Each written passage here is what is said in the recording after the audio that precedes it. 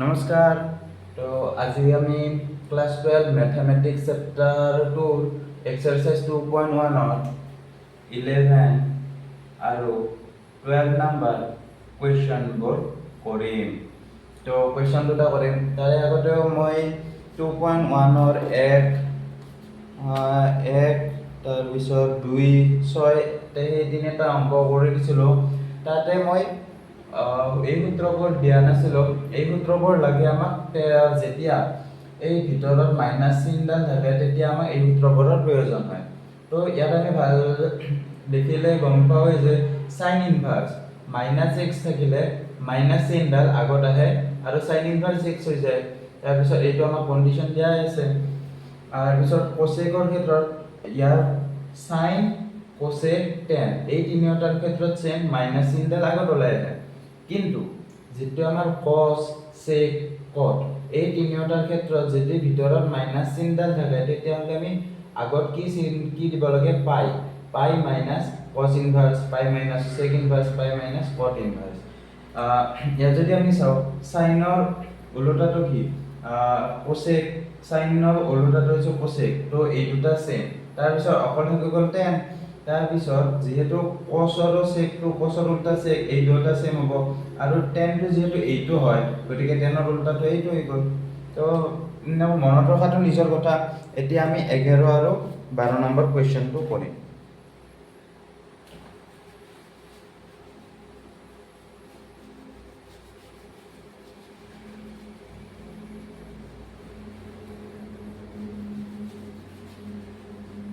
তোমালোকে ভিডিওটো পজ কৰি সূত্ৰবোৰ লিখি ল'ব পাৰা বহীত। এতিয়া আমি 11 নম্বৰ কুৱেশ্যনটো কৰোঁ। কি দিয়া আছে tan ইনভাৰ্স 1 তাৰপিছত প্লাছ cos ইনভাৰ্স -1/2 এই ভিতৰত মাইনাছ চিনডাল আহিল। তো ঠিক একেদৰে প্লাছ সাইন ইনভাৰ্স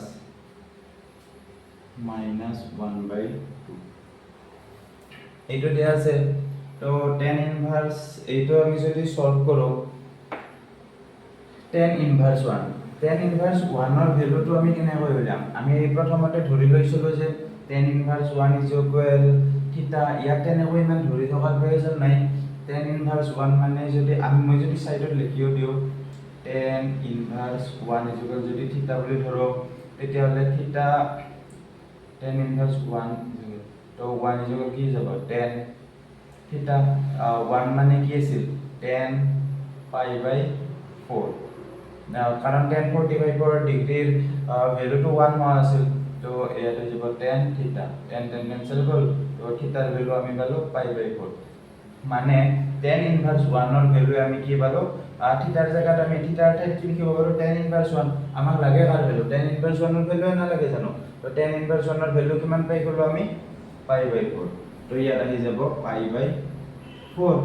ঠিক একেদৰে প্লাস যদি cos থাকে ভিতৰত যদি মাইনাস চিন থাকে তেতিয়াহ'লে আমাৰ কি হোৱা আছিল আমি কি পাইছিলো cos ইনভাৰ্স -x কি পোৱা আছিল π মাইনাস cos ইনভাৰ্স x। তো সেই সূত্ৰটোৱে ইয়াত ব্যৱহাৰ কৰিব লাগিব।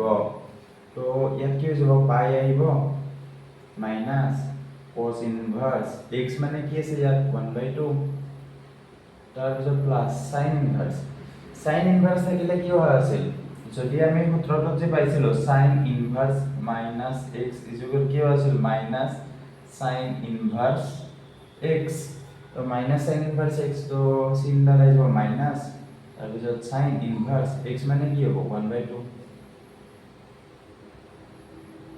ইয়াত থাকিল π/4 প্লাস পাই। তাৰপিছত এতিয়া cos ইনভাৰ্স 1/2 তাৰ মানে আমি যদি চাও cos ইনভাৰ্স পাই মাইনাস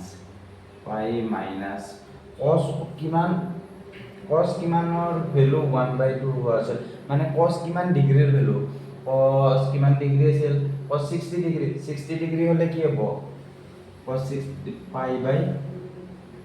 তোমালোকে যদি ডাইৰেক্ট উলিয়াব পাৰা নাই তেতিয়াহ'লে এই পদ্ধতিটো আকৌ এবাৰ কৰি চাব পাৰা। তো মই আকৌ এবাৰ কৰি দিছোঁ আমি যদি ডাইৰেক্ট ইয়াক থিটা বুলি ধৰি লওঁ cos ইয়াক যদি আমি থিটা বুলি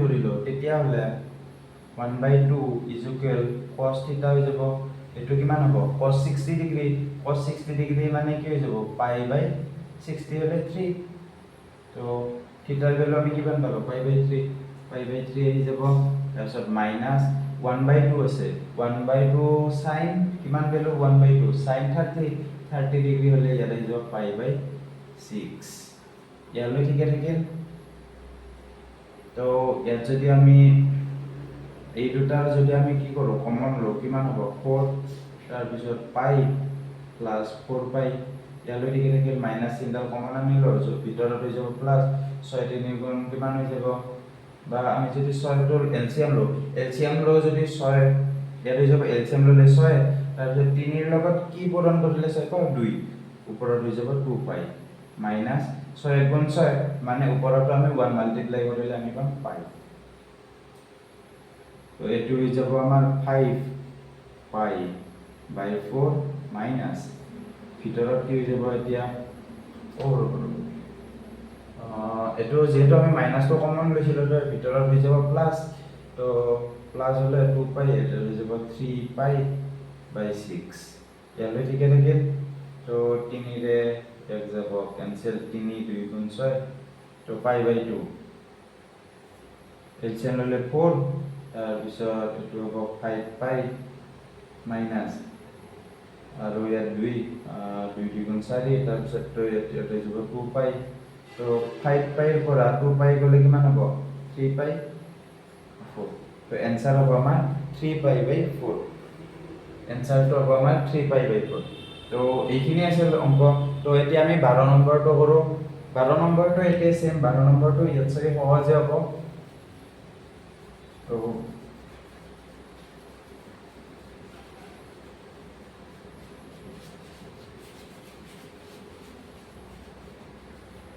12 নম্বৰ কোৱেশ্চনটোত কি দিয়া আছে মা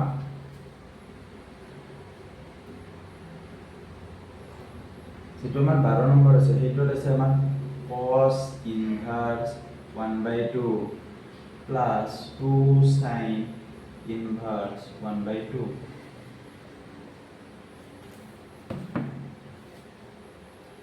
এত কি হ'ব cos কিমানৰ ভ্যালু 1/2 আছে 60 মানে কিমান হৈ যাব পাই বাই 3 তাৰ পিছত ইয়াত আছে sin তো প্লাস 2 ইনটু sin কিমানৰ ভ্যালু 1/2 30 তো ইয়াত আহি যাব পাই বাই 6 2 দি যাব ইয়াত 3 বাৰ তো এলসিয়াম ললে তলত আহিব 3 পাই প্লাস পাই आंसर হ'ব আমাৰ 2 পাই বাই 3 12 নম্বৰটো আকৌ ইজি আছিল তো आंसर হৈ যাব 12 নম্বৰটো 2 পাই বাই 3 তো এইখিনি আছিল আজিৰ ভিডিঅ'ত তো লগ পাম অন্য ভিডিঅ'ত তেতিয়ালৈকে বাই বাই